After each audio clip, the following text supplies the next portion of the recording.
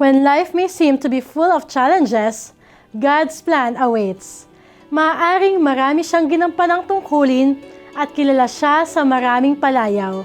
But through it all, God knew him and has always called him to serve. Ang kanyang kwento ng lakbayin ay napupuno ng tiwala at pagkapit sa Diyos. Currently serving as the President of Wesleyan University, Philippines, si Ireneo Bong Alvaro ay isang manlilingkod ng Panginoon, an educator, a leader, and an author of inspiring works such as Fiona, A Journey with an Angel, Do You Think You Can Manage a Parish? And The Roads I Have Taken. Magpahanggang sa ngayon, his story continues to touch and transform lives through his service, wisdom, and faith. Ating alamin ang kwento ng pananampalataya at paglilingkod. This is Life Talks.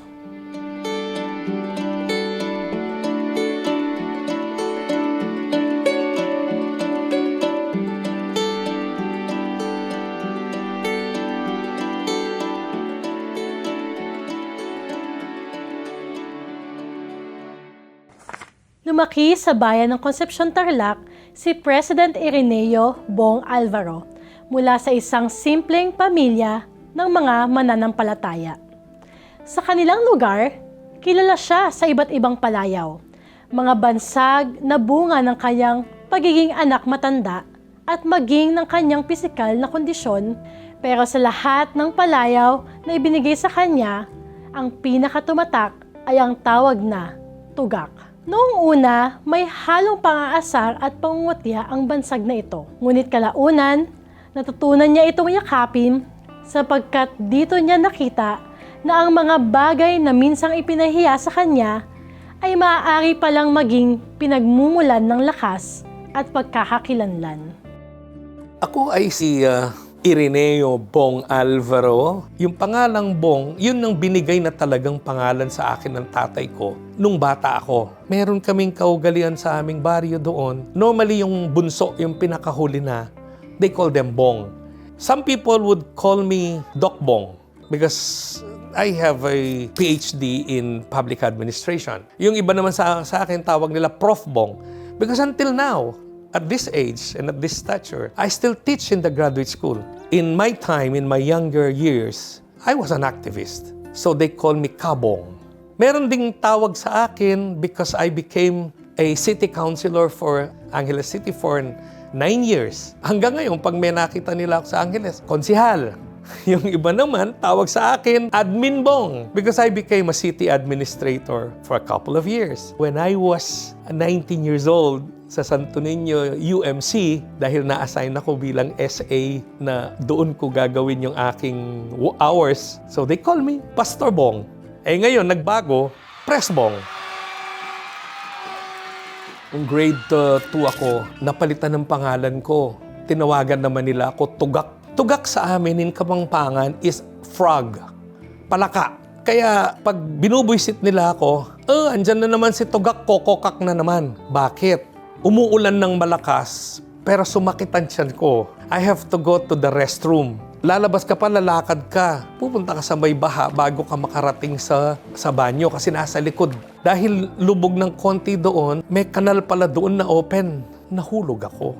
Yung takot na naging struggle talaga ako. Dumaan si Mr. Reyes. Kinuha niya ako at siyempre basang-basa ako. Dinala niya ako sa room ko. Sabi na sa teacher ko, "Hoy, itong estudyante mo, napulot ko doon sa kanal." Parang palakang naghuhulag post na nalulunod. Magsimula noon, mga kaklase ko, ay tugak yan, ay tugak pala siya, tugak. Alam mo, nakikipagsuntukan ako dahil sa tawag na yan. But when I grew up, I began to love the name. Why? Because when I learned that the frog can survive in all types of environment, whether tubig o katihan, the frog can survive. Si Bong ay isang menopausal child. Dahil dito, nagkaroon ng takot ang kanyang ina sa mga maaaring sabihin ng mga tao sa kanya.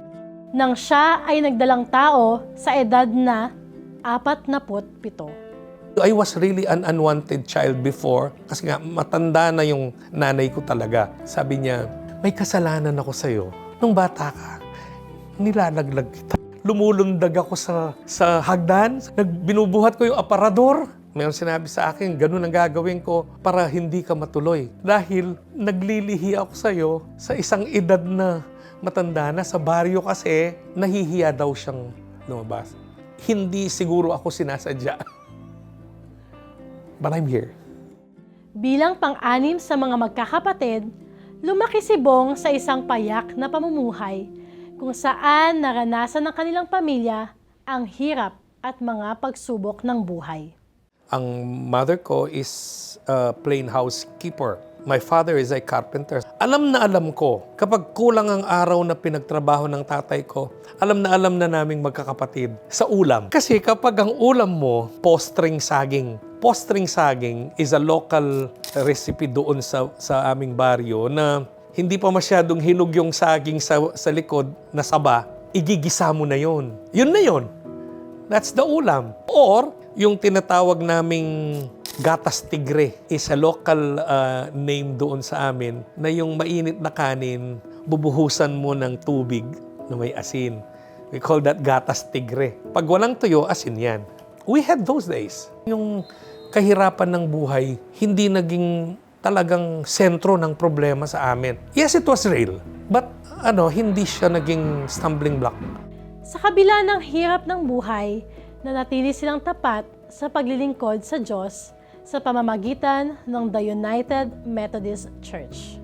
We do not fail to go to church. Walang reason kasi ang nanay ko ayaw niya yung mamiss ang isang Sunday. Bago kami kumain, pag naluto na yung sabi ng nanay ko, Bang, ihatid mo muna ito kay pastor. Imagine mo yung house namin at is more than a kilometer. Gusto ko tumutol eh. So, ang ginagawa ko, sa galit ko, lahat ng daanan kong bato at saka mga lata o ano sa daan, pinagsisipa-sipa ko. Bakit kasi kailangan pang ihatid? Bakit kasi ako kay pastor? Pastor, pinadadala po ng nanay ko. Hoy, salamat, sabihin mo sa kanya. Tapos babalik na naman, nag-aalakad ka na naman. I cannot understand why. And I did not understand it the rest of my younger days. Naintindihan ko na lang ito. When I began to be active in the church, ang tanging sandalan nila, especially when they do not have anything, is the church and the pastor. Yung regard nila sa church at yung regard nila sa pastor, namimiss ko ngayon. Sila kasi, talagang yung value ng worker sa kanila, ang laki. Yung value, pati advice ng mga workers, the respect is so high. And the respect for the church and the mission of the church. This is really one thing I missed today. Tanging edukasyon lamang ang nakikitang paraan ng tatay ni Bong upang sila ay makaalpas sa kanilang sitwasyon. Nagsumikap ang kanyang ama upang maitaguyod ang pamilya. Edukasyon at pananampalataya ang kanyang bitbit na motibasyon sa kanyang paglalakbay. Tumitimo sa akin yung sinasabi ng tatay ko that education is the only thing that can release me from this place, that can cut the cycle of poverty where we are in. Palagi pa nga niya sinasabi sa akin, kailangan mag-college ka pa rin kasi kung baka maging kamukha ka namin, kung gusto mo maging kamukha ka namin, karpintero, mason. So sabi niya, mag-aral ka, kailangan tapusin mo, gawa ka ng paraan kung hindi ko na kaya. Kasi tumatanda na ako. Kaya ayaw kong mahinto ng pag-aaral. This is where Wesleyan came in. Kinausap namin si D.S. Padang, kahit na tulungan mo ako na makakuha ng scholarship, sabi ko, magsusumikap ako. O sabi ni D.S. Padang, subukin natin. Sabi niya, kausapin ko si Obispo.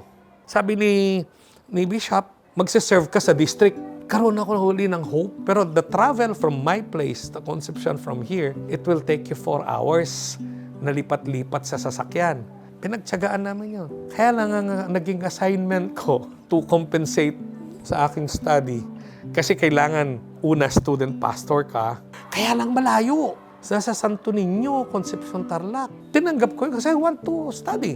Dahil nagkadestino ako, ang sweldo ko, either hito, bulig, tsaka bigas. Kapag naman panahon ng anihan, ang sweldo ko, ampalaya, talong, kinakarga ko yan papunta dito sa school. Sa gitna ng patuloy na paglilingkod sa Panginoon, kasabay nito ang isa sa nakakatakot na karanasan niya sa kanyang buhay. Sa kanyang kagustuhan na mamumulat ang komunidad sa hustisya at karapatang pantao, siya ay humarap sa isang mapanganib na sitwasyon. Doon sa destino ko din, doon ako nahinto ng pagpupursu ng aking pagpapastor. During that time kasi yung martial law tinututulan namin. Ay mga sermon ko noon sa church, sometimes it has something to do with the protecting your rights. One night, habang nagsusulat ako ng sermon ko ng Saturday night, biglang may pumasok na 4 na in military uniform. Yan ang paramilitary ng army. They barged into the house. Sabi lang nila, kailangan namin ng pastor nyo. Nung pinick up nila ako, they really carried me. They manhandled me in full gear. Naglakad kami ng halos ilang kilometro yon bago namin datnan ang isang sementadong bahay with open windows. It's a safe house pala nila. Dinatnan namin yung isang tao doon na isa siya sa mga pumupunta sa Sunday service. They began questioning me. Bakit yung mga sermon ko ay nagpapatungkol sa pagtatanggol ng karapatan ng tao? Bakit about social issues ang sinasabi mo habang nakatutok yung baril sa akin? Sabi niya, hindi pwede dito yan. Hindi namin hahayaan yan. O sige, sabi, papatayin na natin. O sige, magkiklik yung baril, pero hindi siya pumutok. Mumurahin pa nga niya yung baril niya. Sabi niya, hindi pala nakakasa yung baril na to. Sabi niya, kakasa niya. O ano yung mga huling mo, mga ganun na. Umiiyak ako, as in, bata pa po ako. I peed on my... sino ba naman ang hindi? Talagang umihina ako. Hindi ako umiimik, hindi ako, nananalangin ako. Panginoon, tulungan mo ako. Bakit ganito? Begin questioning hanggang sa, ito, remember ko, dito ako talagang nanginig. Habang nakatingin ako sa window, tapos pumikit ako ng talagang mamamatay na po ako. So I said my prayer. Ginaya ko nga yung prayer ni Christ na, please, into your hands. Please receive my spirit if it's worth it. Putok mo na, sabi niya. And then I opened my eyes. I saw one flicker of light. Tapos lumalakad. Dumadami, bumibilis, tumatakbo pala sila. Nung nakita ko yon, hindi ko alam kung ano. Pero it's running. Papunta sa amin. Tapos unang pumasok, yung payat na matandang si Apong Tining. Sabi niya, kasama yung mga kabataan. Kukunin namin ng pastor namin. Hindi nakaimik yung mga Kasi bukod sa light, may mga dala silang pamalo. Kinuha nila ako, binuhat nila ako. Pero I cannot stand. I have no feet. Hindi man niya na ipagpatuloy ang pagpapastor, bit-bit pa rin niya ang mga karanasang nagpatibay sa kanya bilang isang mananampalataya. Sa kabila ng mga nangyari, patuloy niyang hinanap kung paano niya maipagpapatuloy ang paglilingkod sa ibang mga kaparaanan. Siya ay naging leader kabataan sa kanyang distrito at tumulong na maipatayo ang simbahan katulad ng Friendship UMC at Fiona UMC. Dito rin sa mga simbahan na ito, naramdaman ni Bong at ng kanyang pamilya ang patuloy na pagkalinga ng Panginoon. That particular experience sa aking young age, yun ang simula ng pagpapanday ng aking pananampalataya. After that trauma, nag-active ako sa Aldersgate UMC. Hindi ako huminto. Hinahanap-hanap ko yung trabaho sa church. So ang ginawa naming kasawa, we go to small churches. Tapos doon kami tumutulong. Kasi medyo okay na yung buhay namin ng konti noon. Nagko-concert kami para sa pagtatayo ng mga churches. First na napatayo namin yung Friendship United Methodist Church. Pangalawa, itong church na dinadaluhan namin ngayon, yung Fiona UMC. So, until now, we are Methodist. We are UMC,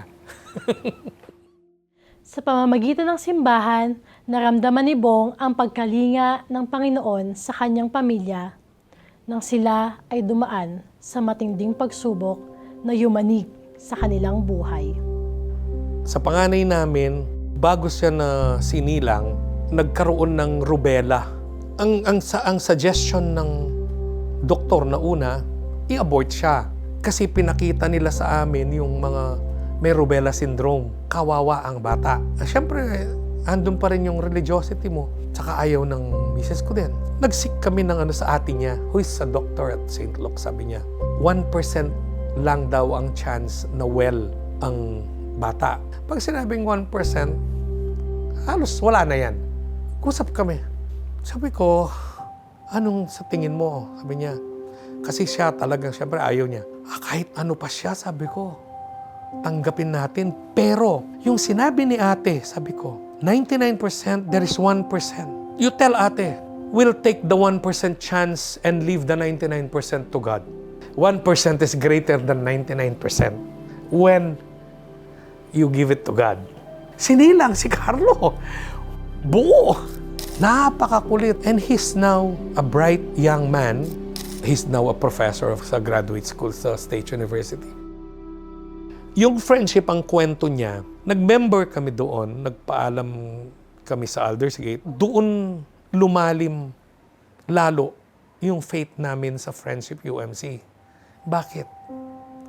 When we had Fiona, nung nagkasakit yung bunso namin.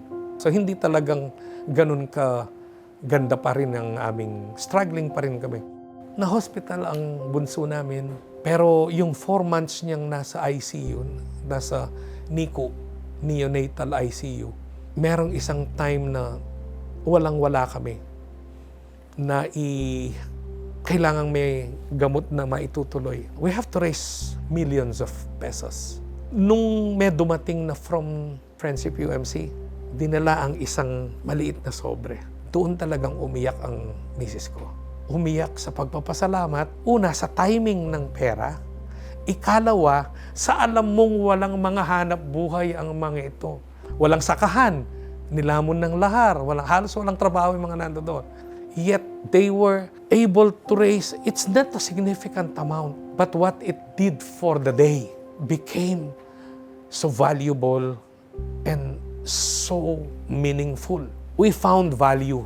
We found care from the church you belong. At hindi naman lingid sa akin gaano katayuan nila.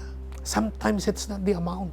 It's what's in the heart of those who give. Nakaraos kami. We paid several millions sa kabila ng wala akong mahusay na trabaho. My wife is a small-time government worker. Where did we get that? Where? Kaya pag nag-uusap kami mag-asawa, ano pa kaya ang bibigat na problema hindi natin mariresolve? Talagang bagsak na bagsak kami nung panahon na yon. Siguro wonderful about it, we did not lose the faith. Tapos yung time na talagang lowest point na namin, resource-wise, physically-wise, imagine mo yung sad-sad na 4 months. We prayed. Sabi kasi ng doktor, they've been doing whatever science can bring. Pero sabi nila talagang iba at saka nagsha-shutdown yung heart niya, tinamaan na yung isang artery sa heart niya. Talagang sinasabi ng mga doktor, talagang mahirap na. When we were praying, God, please will it. God, bigay mo sa amin ito. God, pinaghandaan namin ito. Alam mo naman, binitawan ni Irene ang kanyang karir kasi huminto siya. Nag-resign. Bakit naman po nangyari ito? Sabi, pero na-realize namin nung dalawa, is it really our will to have this child? Hindi ba mapalad na tayo, dumaan siya sa atin kasi ang dami niyang naitulong sa mga bata. Tapos maraming natouch siya. Can we ask God if this is His will? That's the time we change our prayers. From our will to saying, God, if you do not will it, let your will be done. That was the last prayer we said. After 10 minutes, the doctor called us. Fiona has rested well.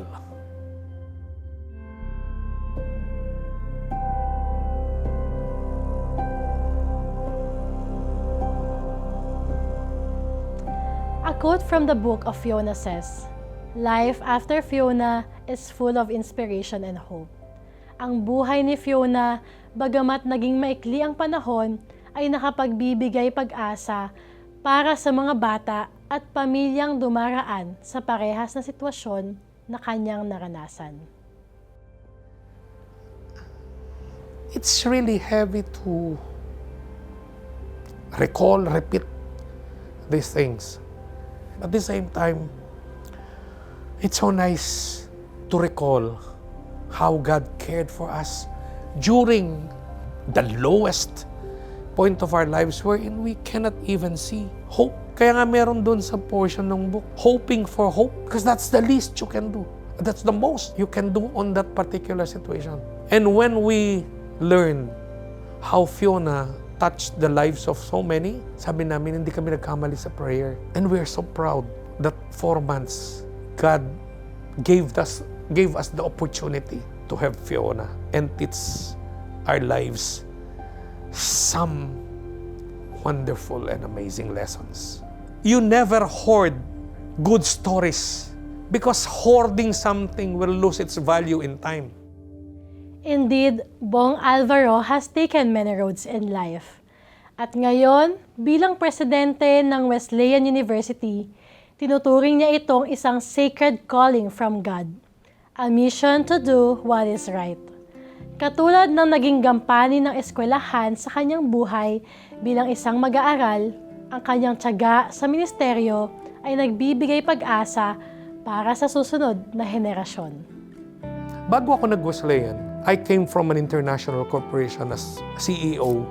If you're familiar with Midori Hotel, if you're familiar with Aquaplanet, it was during my time that we built all of this. I can say I built all of this. So I came from the corporate world. And then suddenly, when there was problem at Wesleyan, some people talked to me of considering. I did not. At first, I did not want to. Tapos hanggang sa the second na nag-usap kami ng mga taong they were so concerned about Wesleyan, I began searching, I began asking people. Kaya yung first inaugural speech ko, you know what's the title? The Sacred Calling. I put it on myself that my coming here to Wesleyan is a sacred call from God. That nobody called me. It's God who's calling me. That's why I'm in a mission to do what is right at Wesleyan University. Walang way na pabayaan itong institusyon ng Diyos, which malaking bahagi ng buhay ko. Bakit? Ito yung nagbigay dugtong when I was looking for dugtong sa aking pag-aaral. Ito yung nagbigay ng chance sa akin. Kaya the value of that is immeasurable. And I think I have something to return to Wesleyan. Meron akong dapat ibalik.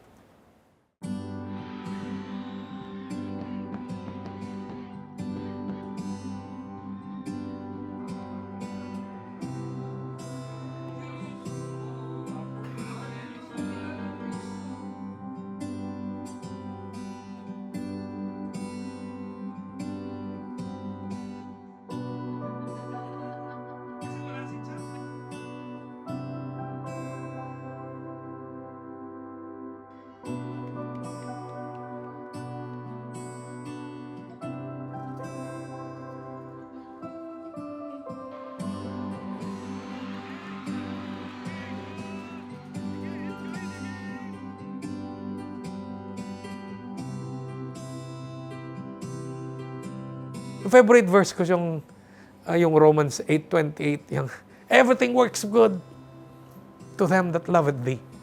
Diba? It's the life that I live now. And my prayer is, may I be able to continue it consistently. You'll never know how or what happened next. So I pray to God, give me that enough courage, strength, and the stamina to continue the sacred calling. Bagamat mapapait ang mga karanasan. Pero behind that, there's the sweetness of it. He who had never tasted the bitterest of life can never enjoy the sweetness of it. Sometimes life is bitter, sometimes life is painful, but behind that pain, doon mo na si savor talaga how sweet life is. Whatever, whenever, wherever you will be, either in joy and in deep crisis, your best weapon is carry your faith and believe that there is God, a loving one that watches you at hindi kanya pababayaan. Carry the mantle of faith. Ang bawat buhay ay may kwento. Kwento ng mapapait na karanasan at matatamis na tagumpay, tulad ng ating narinig kay Ireneo Bong Alvaro. Mga kwentong patuloy na nagbibigay pag-asa at nagpapalakas ng ating pananampalataya. Again, this is Elijah, and we are here to listen to your inspiring stories. This is Life Talks.